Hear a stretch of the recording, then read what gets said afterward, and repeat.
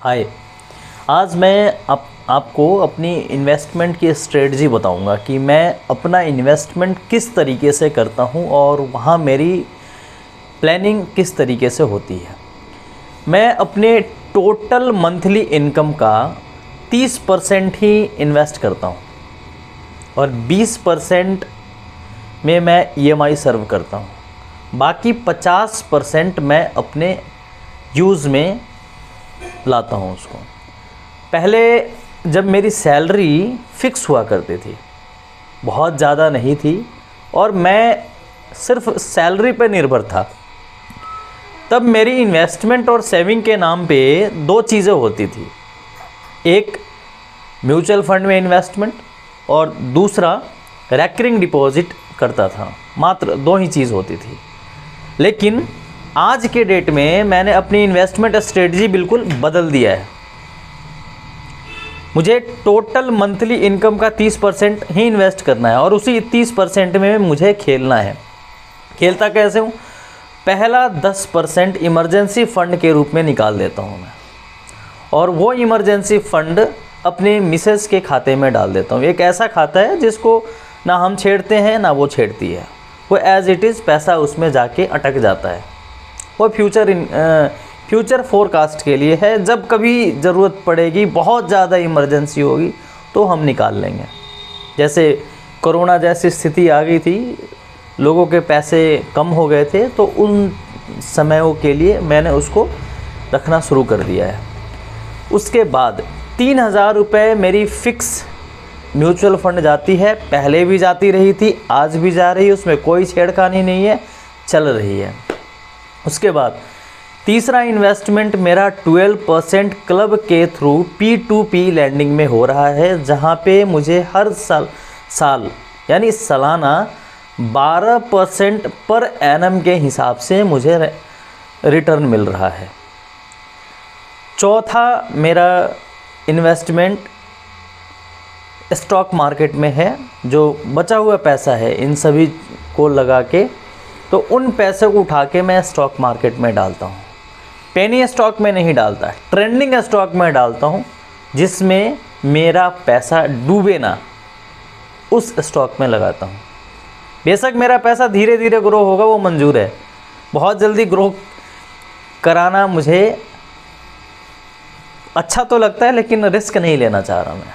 तो इसलिए मैं बहुत चूजी हूँ स्टॉक सेलेक्ट करने में। और ये एक दिन में नहीं हुआ है, टाइम लगा है। ओवरनाइट कुछ भी नहीं हुआ है, 2 साल लगे हैं स्टॉक सेलेक्ट करने में। मैं भी किसी के सानिध्य में ज्ञान लेता हूँ, मेरे भी गुरु हैं। यूट्यूब पे मैं नॉर्मली मुकुल अग्रवाल और प्रांजल कामरा को अपना गुरु मानता हूँ। इनसे मुझे बहुत सीख मिलती है और उनके वीडियोस को देखकर मैंने अपना स्टॉक मार्केट का ज्ञान बढ़ाया है और उस ज्ञान के आधार पे ही मैं अपना कैपिटल बढ़ा पाया। तो मैं दोनों को थैंक यू बोलूँगा और उन भाई बंधु को भी बहुत बहुत धन्यवाद बोलूँगा जिन्होंने मेरा डीमैट अकाउंट खुलवाया था। जी हाँ, क्योंकि उसने मेरा डीमैट अकाउंट ज़बरदस्ती खोल दिया था। भाईचारे में मैंने खुलवा लिया था और उसके बताए अनुसार मैंने पेनी स्टॉक खरीदे थे, जो कभी बढ़े ही नहीं।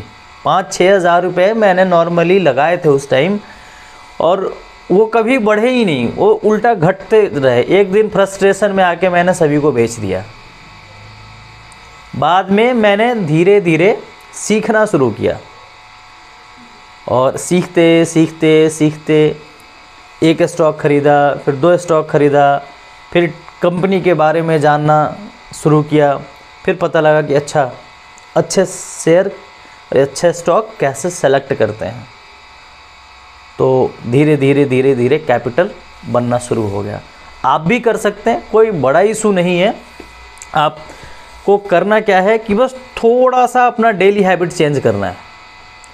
सबसे पहले जो वो आज तक न्यूज़ चैनल पे और NDTV न्यूज़ चैनल पे हम वो जो फाइटिंग देखते हैं ना, डिबेट के नाम पे, उसको हटा दीजिए।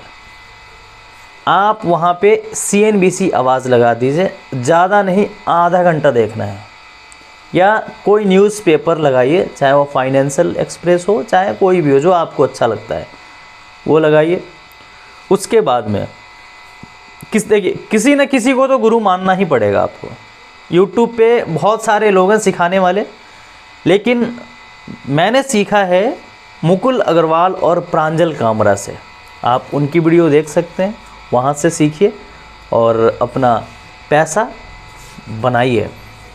ध्यान रखिएगा, पैसा से पैसा कमाया जा सकता है, मेहनत करके नहीं कमाया जा सकता। और पैसा से पैसा वही बनाते हैं जिनके दिमाग में ना कैपेसिटी है पैसा बनाने की।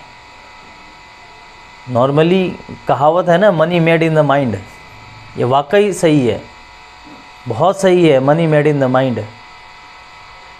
तो शुरुआत कीजिए। मैं भी आपको यही रेकमेंड करूँगा कि देर ना कीजिए, चाहे आपके इनकम कुछ भी हो उसका एटलीस्ट 10% से आप इन्वेस्टमेंट शुरू कीजिए। बहुत ज़्यादा अगर ज्ञानी नहीं है, बहुत ज़्यादा टाइम देना नहीं चाहते तो आप म्यूचुअल फंड से शुरू कीजिए। आपको समझ में नहीं आ रहा है कि कौन सा म्यूचुअल फंड लें कौन सा ना लें, तो आप बैंक में जाइए जहां आपका खाता खुला हुआ है, उस बैंक में जाइए और उनको बोलिए मुझे ना म्यूचुअल फंड खुलवाना है। वो आपको अपने आप सजेस्ट कर देंगे कौन सा बढ़िया है कौन सा नहीं है। और 3-4 साल का होराइज़न लेके चलिएगा, तभी आपका पैसा बन पाएगा। और म्यूचुअल फंड स्टार्ट कीजिए, हर महीने SIP सही है, कीजिए बिना टेंशन के। और थोड़ा सा अगर आप समझदार हैं, अगर मोबाइल में ऐप डाउनलोड कर सकते हैं, थोड़ा बहुत चला सकते हैं, तो इस वीडियो के डिस्क्रिप्शन बॉक्स में मैंने सभी ऐप का लिंक डाल दिया है। आप वहां से डाउनलोड करके आप अपना इन्वेस्टमेंट की जर्नी शुरू कर सकते हैं। मन में कोई गैप हो, कोई उलझन हो तो ज़रूर मुझे कमेंट कीजिएगा। कोशिश करूँगा कि आपके सभी उलझनों का जवाब दे पाऊँ या सभी सवालों का जवाब दे पाऊँ। अगर मुझे जानकारी नहीं होगी तो कहीं ना कहीं से आपके लिए इन्फॉर्मेशन गैदर करके लाऊंगा और ज़रूर बताऊंगा। चलिए मिलते हैं अगले वीडियो में। बहुत बहुत धन्यवाद।